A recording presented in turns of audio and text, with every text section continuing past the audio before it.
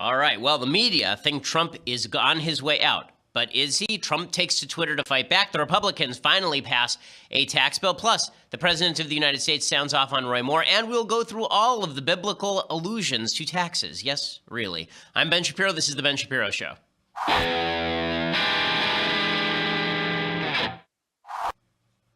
So much coming up. And I'm going to give you an intellectually honest look at whether President Trump is really in trouble over this whole Mike Flynn indictment thing, what the Mike Flynn indictment thing actually means. I don't think it means nearly as much as the media are making it out to mean.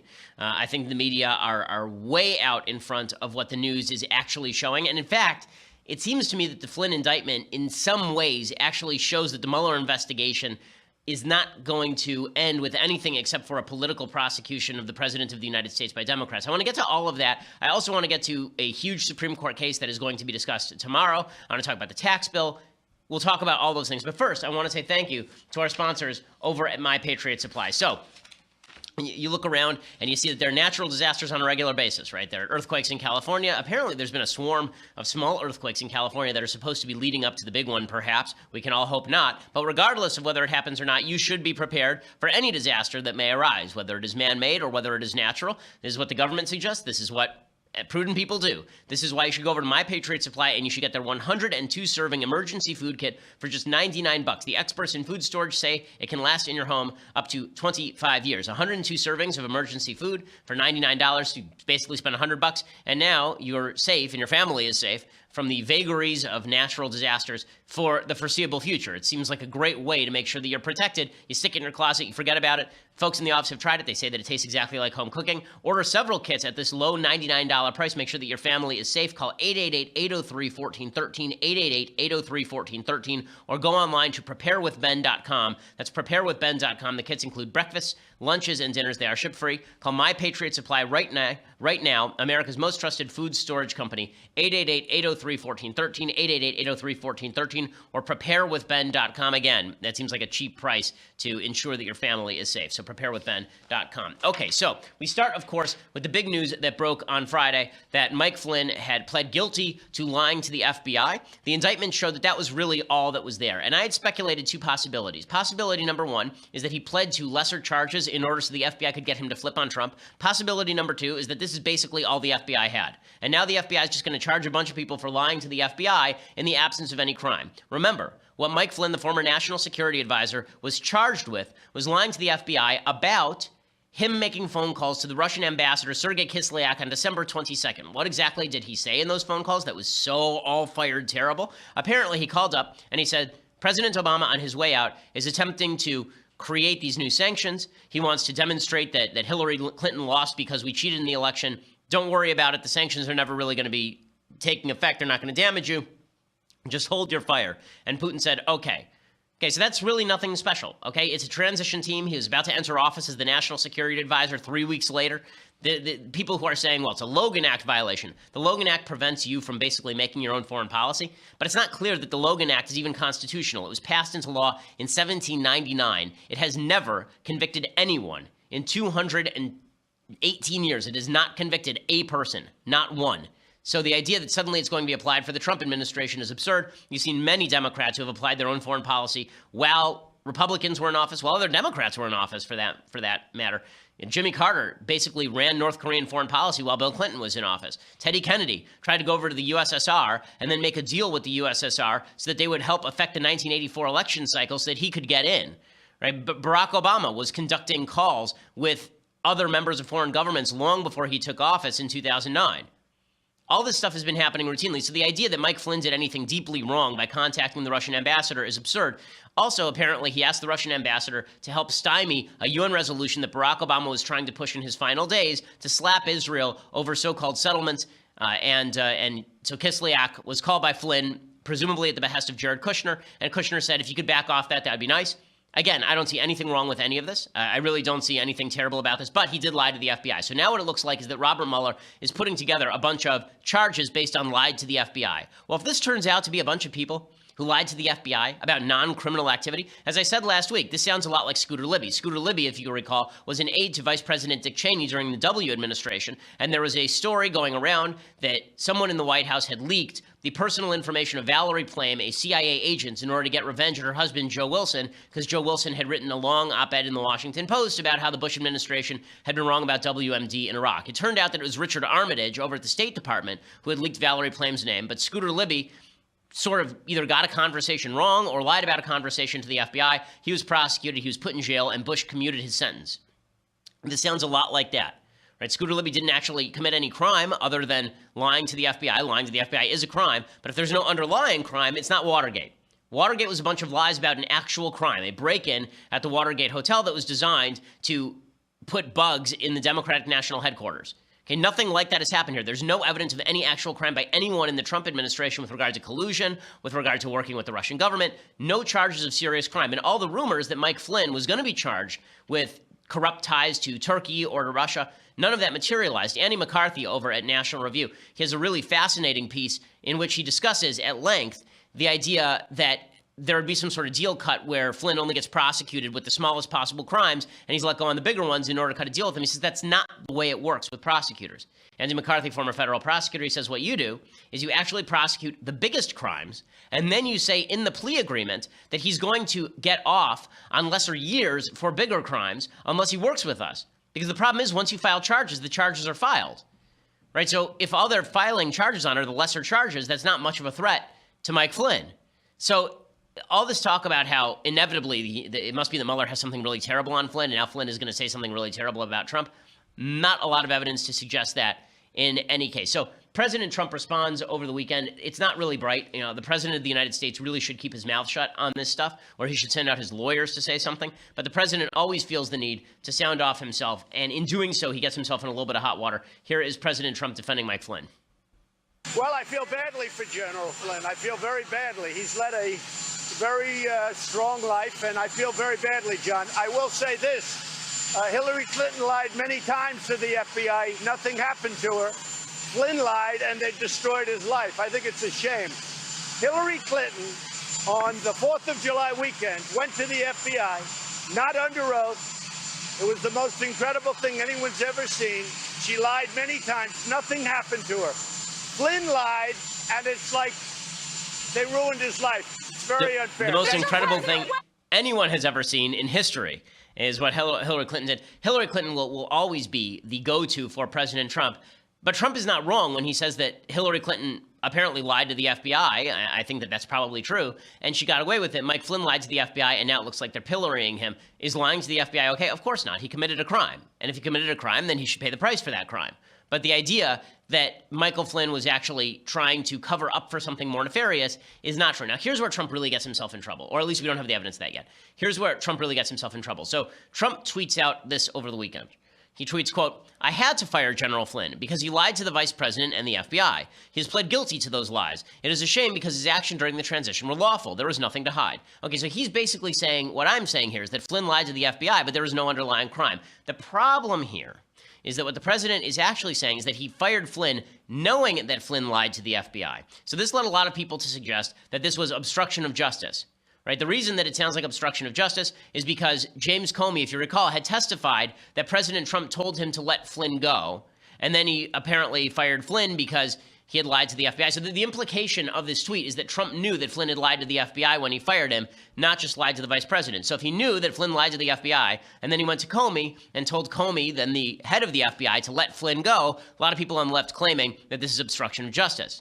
It isn't. I'll explain why legally, but here is the flashback of James Comey.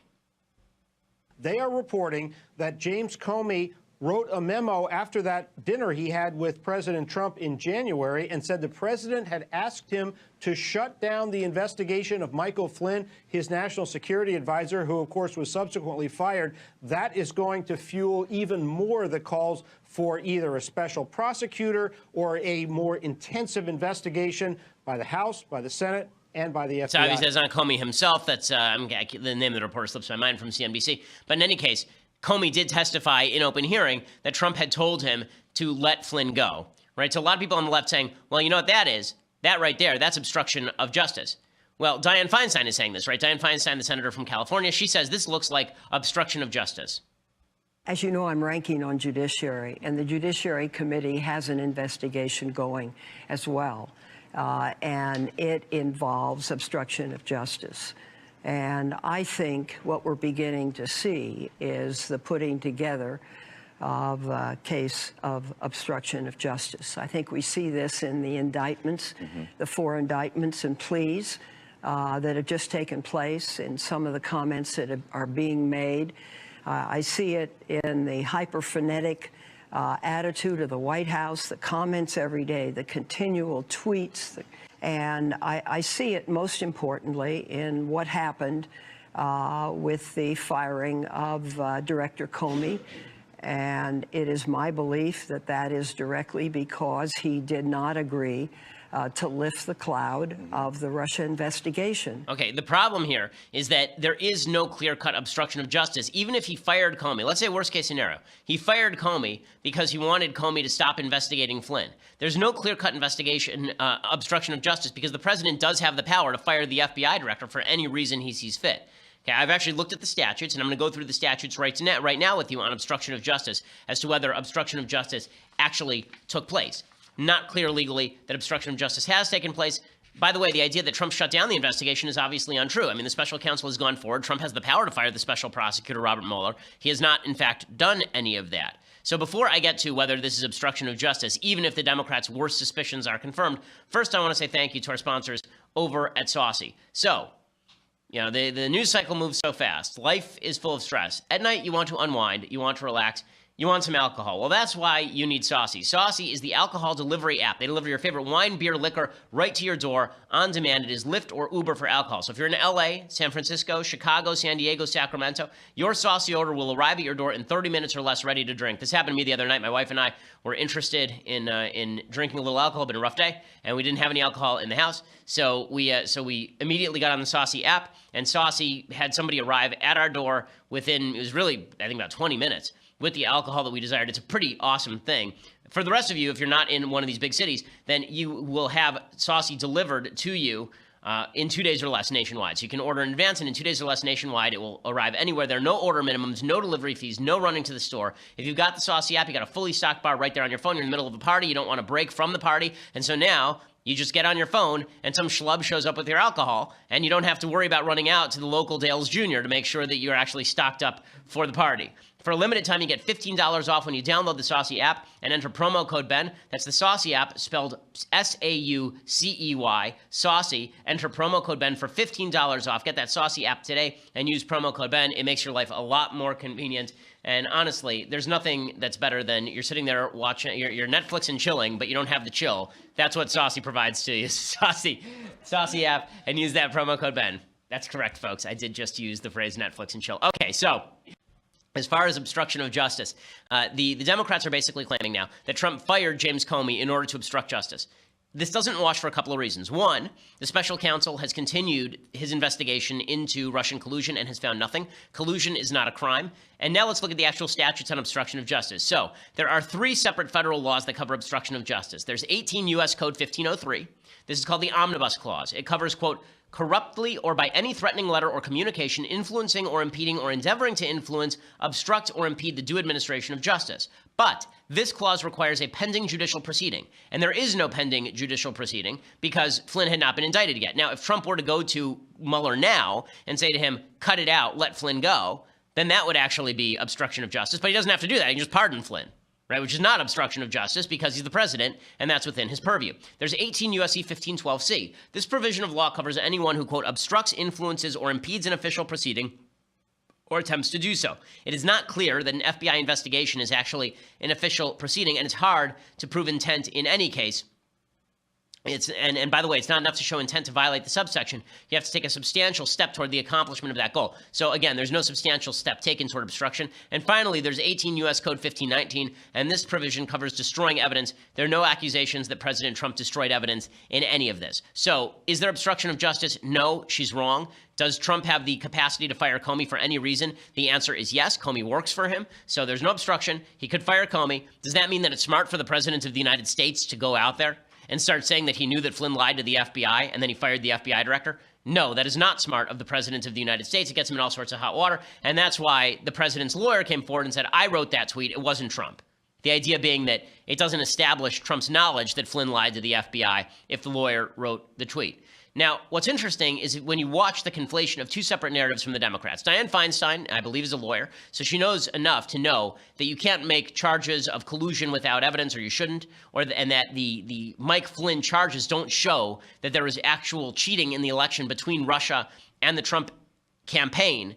Joy Behar, however, is a moron, and so she doesn't know that. So Joy Behar over at The View, she completely misconstrues the report from Mike Flynn, and you'll hear the crowd cheer as they think they finally got Trump. Oh, breaking news. ABC News' Brian Ross is reporting Michael Flynn promised full cooperation to the Mueller team and is prepared to testify that as a candidate, Donald Trump directed him to make contact with the Russians. Yes!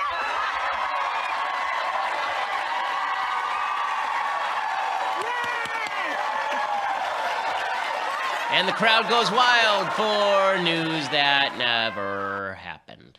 Because it never happened. So we reported on Friday that Brian Ross had said this on ABC. Only one problem. Brian Ross was wrong. So let's get to Trump fighting back against all of this. So Trump is not a guy who sits down when he feels that there's a need to stand. The president is a counterpuncher, as the vice president says. And the idea that the president of the United States is going to take a backseat to anyone on this stuff is not true. So the president immediately goes out front and starts fighting this. So he starts by slamming the FBI itself. So he goes on Twitter and he says, report, anti-Trump FBI agent led Clinton email probe. Now it all starts to make sense. He's saying this is a witch hunt, that the FBI, that the Clinton probe was led by a bunch of biased people, and that the people who are now going after him from the FBI are biased as well. Now, it is certainly the case that James Comey was biased in favor of Hillary Clinton. There is no doubt whatsoever that she actually violated the law, and he let her off the hook preemptively. And it's not a surprise that an anti-Trump FBI agent was helping Hillary Clinton out. The idea that the FBI is a non-political body is not true. The FBI has always been somewhat of a political body. That does not mean that local FBI agents aren't doing their jobs, but Trump isn't wrong about this. By the way, it is important to question, and I asked this question on Fox. It still has not been answered. This FBI agent, the story here is that there was an FBI agent who had texted some nasty things about Trump, and Robert Mueller fired him. The question is how Robert Mueller found out about it. So if Robert Mueller found out about it and fired him, then Robert Mueller is not biased, right? That would be evidence that Robert Mueller is trying to do the right thing. If he found out about it because the media reported on it and then he fired him, then it might be that the Mueller investigation is inherently biased. I don't think Mueller is necessarily biased against Trump. I think that this is what special prosecutors do. They dig and they dig and they dig and they dig until they find a crime. And if they can't find a crime, then they get a bunch of people in there to talk to the FBI, and then they use that to create crimes. And I'm not saying that Mike Flynn was entrapped. Mike Flynn is an intelligent guy, should have been there with a lawyer. You don't lie to the FBI. But it is also true that the FBI likes to charge lying to the FBI even when there's no underlying crime. So Trump slams the FBI, and then he continues along these lines. He also tweets this: tainted. No, very dishonest. FBI agent's role in Clinton probe under review. Led Clinton email probe. Clinton money going to wife of another FBI agent in charge. So here's Trump going after the FBI. Now, there is something dangerous about going after the entire institution of the FBI, but to suggest that there was bias in the Hillary investigation, I think, is understating the case. As I said at the time, the idea that Mueller did not indict Hillary Clinton, or at least recommend her indictment, is pretty astonishing. Okay, so there was that. Then he went directly after James Comey. So Comey, why Comey is still in the news is really beyond me. I guess just because Comey, the suggestion is that he obstructed justice by firing Comey. But Trump says, I never asked Comey to stop investigating Flynn. Just more fake news covering another Comey lie. So Comey is the one who testified to that. Trump is now saying that he never told Comey to stop investigating Flynn. The evidence on Trump's side on this is that Comey didn't actually stop investigating Flynn. And even after Comey was fired, the investigation into Flynn obviously didn't stop. So it's possible that Trump said, I wish that you would see your way clear to letting Flynn go. He's not a bad guy. By the same token, that doesn't really count as telling Comey to stop investigating Flynn. I mean, Trump had the capacity to make that stop, and he didn't. And then he continued along smacking Comey. He said, after years of Comey with the phony and dishonest Clinton investigation and more, running the FBI, its reputation is in tatters, worst in history. But fear not, we will bring it back to greatness. So he's attacking the FBI, so another institution under attack. Now, Comey's not helping his case. So Comey goes out himself and decides that it is worthwhile to tweet. So now Comey's on Twitter. This is just what we need, everyone on Twitter. And James Comey tweets a bunch of pictures of people in FBI coats saying, I want the people to know this truth. The FBI is honest, the FBI is strong, and the FBI is and always will be independent. Me, June 8th, 2017. There is an account called Ben Shapiro Quotes. I do retweet it, but I don't actually quote myself. Okay, I'm not sure that I've ever actually quoted myself, like on Twitter like that. James Comey is, Trump called him a grandstander and basically an attention whore. James Comey is those things. So Trump goes after Comey as well. Then Trump goes after the media. He's not wrong to go after bias in the FBI. He's not wrong to go after Comey, by the way. And he's not wrong to go after the media. So he starts slamming the media too, particularly because of this retracted report from Brian Ross. So let's start with the actual Brian Ross report. So Brian Ross originally reported this about Mike Flynn and President Trump. He's prepared to testify, we are told by a confidant, against President Trump, against members of the Trump family, and others in the White House. He is prepared to testify that President Trump, as a candidate, Donald Trump, directed him to make contact with the Russians, which contradicts all that Donald Trump has said at this point. As well, we're told that Flynn made the decision to cooperate only in the last 24 hours, that he is distraught about the decision but feels he's doing the right thing for his country, that he was facing huge legal bills of more than $1 million, and that he said that finally he had to go ahead and do this for that reason. He expects to put his house on the market. He is facing serious financial problems. Okay, so Ross has been in trouble a few other times for getting the story completely wrong. Here he got the story completely wrong. It turns out that Flynn was not going to testify that candidate Trump told him to contact the Russians, but that President-elect Trump had told him to contact the Russians. That makes a huge difference. President-elect Trump telling him to contact the Russians is not a big deal. It doesn't go to the question of whether the Trump campaign was working with the Russians in the first place. So Brian Ross is forced to retract this. Here he is retracting this just over the weekend. He was then suspended for a month for getting this report wrong. It's 13. And David, a clarification tonight on something one of Flynn's confidants told us, and we reported earlier today. He said the president had asked Flynn to contact Russia during the campaign. He's now clarifying that, saying, according to Flynn, candidate Trump asked him during the campaign to find ways to repair relations with Russia and other hotspots. And then after the election, the president-elect asked him and told him to contact Russia on issues, including working together to fight ISIS. David. Before and after, and in the meantime, Brian, we do have a statement from Michael Flynn tonight. He said, I accept full responsibility for my actions. That's right. And Flynn's confidant says Flynn's extremely angry at the White House tonight that he was going broke with crippling legal fees. Okay, so we can let that go. Okay, finally, Trump goes after Brian Ross and the media, and we'll get to that in just 1 second. So Trump is lashing out at everyone. In part, I think justifiably. In part, he's making things worse for himself. When he lashes out this way, it makes him look like he has something to hide, even though he doesn't. I've said from the very beginning, from literally the outset of this, that when he fired Comey, it seems to me that the best possible explanation for what Trump does is incompetence, not malice. That usually it's about President Trump being angry at something that's going on, firing somebody, not about him just deciding that he wants to cover up some sort of nefarious crime. I'll get to all that in just a second. First, I want to say thank you to our sponsors over at USCCA. So gun lovers, I have a huge announcement for you. How does a free gun sound? Well, you are in luck because right now the USCCA is kicking off December with a completely free gun giveaway for my listeners. It's not just one gun. You get 4 chances to win a Springfield State. It's the AR that you really want for Christmas. Ergonomic grips and enhanced stock designed to improve speed and accuracy. This is a fun gun and it'll help you defend yourself too. It's also an expensive gun, by the way. You should see it if you want to check it out. DefendMyFamilyNow1.com. That's DefendMyFamilyNow1.com. The digit 1. DefendMyFamilyNow1.com to check it out and be entered for free. You have 4 free chances to win, but that ends soon. Don't get left behind. Again, they're throwing in all the ammo that you need to break it in as well. So pretty awesome deal. DefendMyFamilyNow1.com to enter for free. Again, that's DefendMyFamilyNow1.com to enter for free, and you get a shot at winning a Springfield Saint, which is an awesome firearm. Again, help you defend yourself, help you defend your property, help you defend your freedom. And you get the chance to win when all you have to do is go over and register at DefendMyFamilyNow1.com and make sure you use that digit 1, DefendMyFamilyNow, digit 1.com. Okay, so Trump slams Brian Ross. He goes after him here too. He's not wrong to slam Brian Ross. Okay, he's right. Brian Ross was wrong here. Again, I'm not sure it's worth the president getting his hands dirty because when the president does this, it gives off an air of desperation that I don't think is actually warranted here. He says people who lost money when stock market went down 350 points based on the false and dishonest reporting of Brian Ross of ABC News, he has been suspended, should consider hiring a lawyer and suing ABC for the damages this bad reporting has caused, many millions of dollars. I don't really think he wants to go here. The fact is the president of the United States has momentarily tanked various stocks over his presidency by naming companies and bashing them. If they can sue over Trump doing that, then they can also sue over Brian Ross, I suppose. Trump continues along these lines, and he says this. Let's see, do we have another Trump tweet here? Slamming the media? Yes, no? Okay, so in any case, Trump goes after the media. He goes after Brian Ross. Not a shock there. And then finally, he hits the Justice Department. He's still angry at his own Justice Department for not going after Hillary Clinton. And really, he's mad at Jeff Sessions and the Justice Department for not protecting him from what he feels is a witch hunt. And here's what he tweeted. Many people in our country are asking what the Justice Department, justice in scare quotes, is going to do about the fact that totally crooked Hillary, after receiving a subpoena from the United States Congress, deleted and acid washed 33,000 emails. No justice. And then he tweeted along these lines again.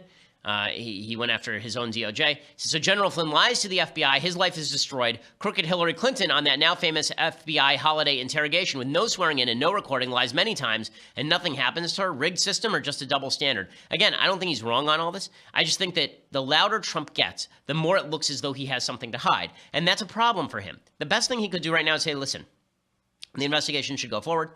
I didn't lie. Mike Flynn might have lied to the FBI, but it was about an underlying crime that doesn't exist. And then maybe down the road, when all that comes out is that it's a bunch of lied to the FBI charges with no underlying crime, he can always do the Scooter Libby, just commute everybody's sentence. To me, that seems like the best possible solution. But what's happening here is I think Trump is getting so upset about this that now he's thinking about firing Robert Mueller, the special counsel. Once you fire the special counsel, then all hell breaks loose because people are going to assume, rightly or wrongly, that you really do have something to hide. So whoever is around President Trump should be encouraging him today not to fire Mueller, but to be encouraging Mike Flynn that he's probably never going to serve a day in jail for lying to the FBI about something for which there's no underlying crime. Chris Ruddy, who's a friend to President Trump, says that Mueller is an existential threat to the Trump presidency at this point. That's true in the sense that the more of this builds up, the more Democrats might try to impeach him.